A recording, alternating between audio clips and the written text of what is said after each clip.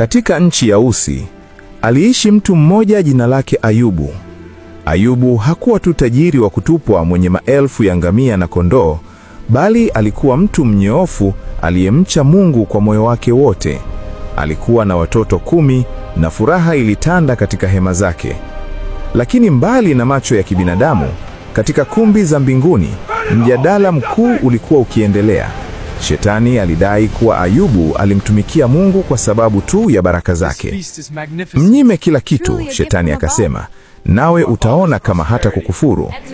Mungu akamruhusu Shetani kumjaribu Ayubu, lakini asimuguse roho yake. Siku hiyo nyeusi ilianza kama siku nyingine yoyote, lakini ndani ya saa chache wajumbe 4 walimjia Ayubu kwa mfululizo. Mmoja akaleta habari za mifugo kuibiwa, mwingine moto wa Mungu uliowateketeza kondoo, na watatu habari za maadui waliowaua watumishi wake. Lakini pigo la mwisho lilikuwa zito kuliko yote. Dhoruba kuu iliangusha nyumba ambamo watoto wake 10 walikuwa wakila na wote wakafa.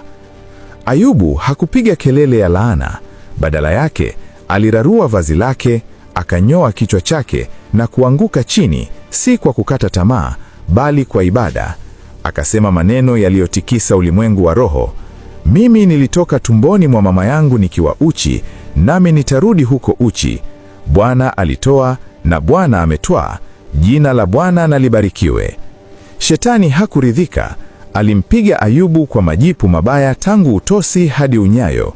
Ayubu akajikuta ameketi kwenye majivu, akijikunguta majeraha yake kwa kigae cha udongo. Hata mke wake, akishindwa na uchungu, akamwambia, je, unashikamana na uaminifu wako? Mkufuru Mungu ukafe.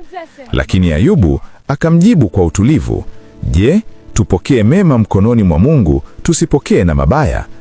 Marafiki zake 3 wakaja na kukaa naye kwa siku 7 bila kusema neno, kwa maana waliona huzuni yake ilikuwa kuu mno. Lakini baada ya majadiliano marefu ya kibinadamu na malalamiko ya Ayubu kutaka kujua kwa nini, Mungu alizungumza kutoka katika upepo wa kisulisuli. Sauti ya Bwana ilimkumbusha Ayubu kuhusu ukuu wa uumbaji, kuhusu nani aliyeweka misingi ya dunia na nani anayeyalisha makundi ya nyota. Ayubu akanyenyekea, akikiri kuwa alikuwa amezungumza mambo asiyoyafahamu. Mungu akaukubali unyenyekevu wake. Mwishoni, Bwana alimrudishia Ayubu kila kitu alichopoteza maradufu. Akapata watoto wengine 10 na kuishi kuona vizazi vyake 4.